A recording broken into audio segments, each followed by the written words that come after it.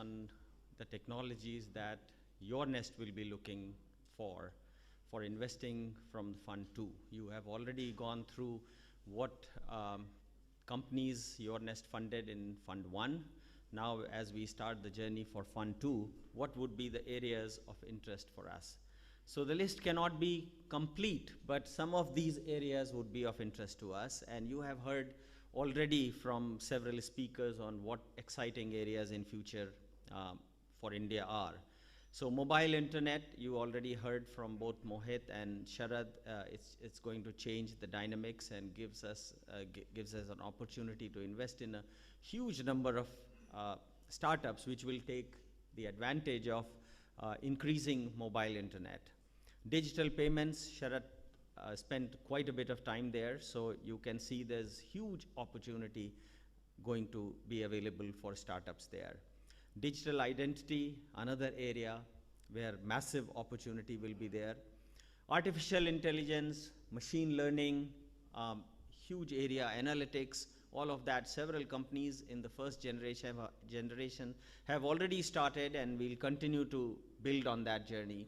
Enterprise SaaS, again, Sharad has spent time on it, and Pankaj, to your question, this opportunity is just beginning, in my opinion. There are only, you can count the total number of SaaS companies in the world pretty much like this. And there'll be how many enterprise software companies are there. So the same level of infrastructure has to be rebuilt in SaaS. Almost 100% of applications that today are non-SaaS will become SaaS in the next 10 years. So massive opportunity there. And in electronic systems design, medical electronics and IoT, etc., huge opportunity. You just heard from Cron Systems, that's like an IoT company. And then robotics, which will again take. These are not complete list of the areas that YourNest 2 will look at, but these are some of the main areas. We are open to technology and technology-enabled disruptive companies in, frankly, any area which can build a big business. Now, let me go back to my Cisco days and walk you very quickly through the story that Cisco believed about Internet of Things, and that is relevant to us. So Internet of Things that you keep hearing about, especially for people who are not familiar with that, what is that? It is basically people process data and things when they get connected. Today they are not disconnected. You are not really talking to things, you are talking to people. But as this changes and everything gets connected, amazing opportunity comes for building new businesses and providing you big value. Cisco estimated that the market for this is $14.4 trillion. That is almost the size of half a US economy. That is the market that is going to be unleashed in the next 10 years or so. This is up to 22, so it's 6 years actually according to this. So tens of trillions of dollars worth of business has to be built in this area. There's machine to machine, there is machine to person, and person to person. All of this is broken. This paper is on Cisco website. You can go and look at that. But let me just walk you through the quick story of it. Still, 99.4% of the things are not connected. Trillions of things have to be yet connected. What happens when we do that? 2023, 50 billion devices will be connected. People are only 7-8 billion. So where is the extra 42 billion coming from? It's coming from machines that will be connected to you, sensors that will be connected to you. These sensors have become available. You can look at how small some of these sensors are, and this is going to change the dynamics. Look at how small. This is sitting on the coin, and it's hard to even see. But these are very powerful sensors that are going to provide the intelligence or the signal for Internet of Things. These are all sensors. The amount of information we will create, by the end of 2013, this is older data, we will create more new information in every 10 minutes than we did in all human history. So today, in every 10 minutes, we are creating more data than we ever created before.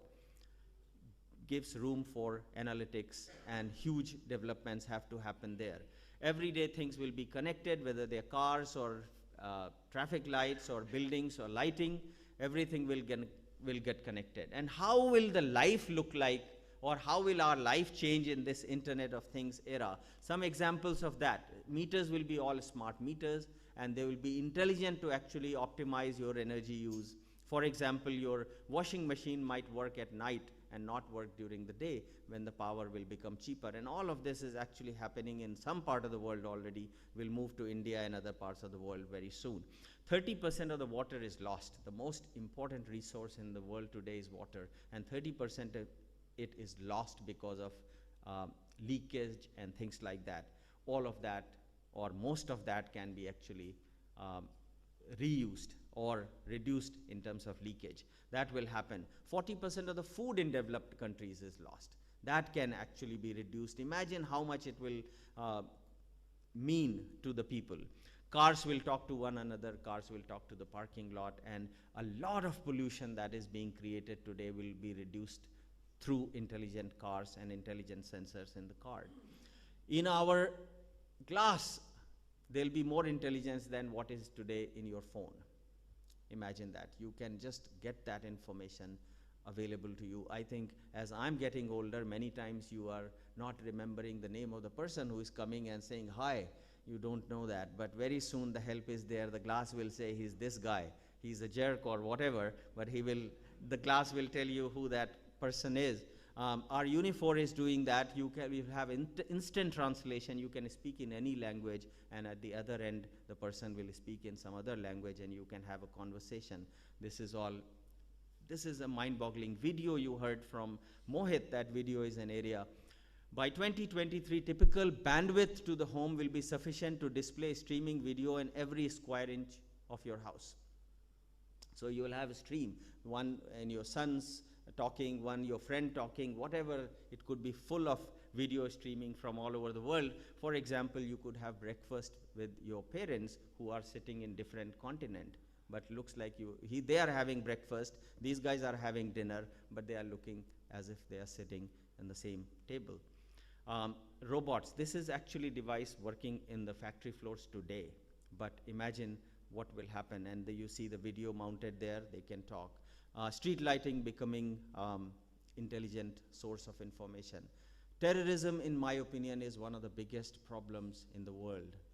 It is the Third World War, in my opinion, and it's actually the sensor and intelligence that are going to prevent it. Humanly, it is impossible to control terrorism. So street lights and all other data, mobile and all that data will be used to predict where some kind of terrorist act is going to happen.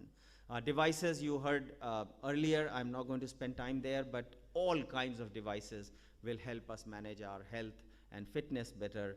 When you go to brush your teeth, actually the glass will show you the blood pressure, etc., so you know what you need. You don't need to actually go to a blood pressure place. All these things exist. Babies can be monitored through a simple sensor on the tummy of the mother. And I think the best thing will be when the baby is born, they will be given an IPv6 number, which will determine that baby. So that is how the world is going to change with that many IP addresses. Every person, every live animal on the world, and also many, many devices will get connected. So Internet of Things, why it is so big? Why is it 10 trillion? GE says actually it is $22 trillion market. It's a massive market that will change everything. How is the scene in India? IoT market in India stands at 5.6 billion. 200 million connected devices in 2016. So it's already happening. It's not going to happen later. It is already happening, and this will continue to grow.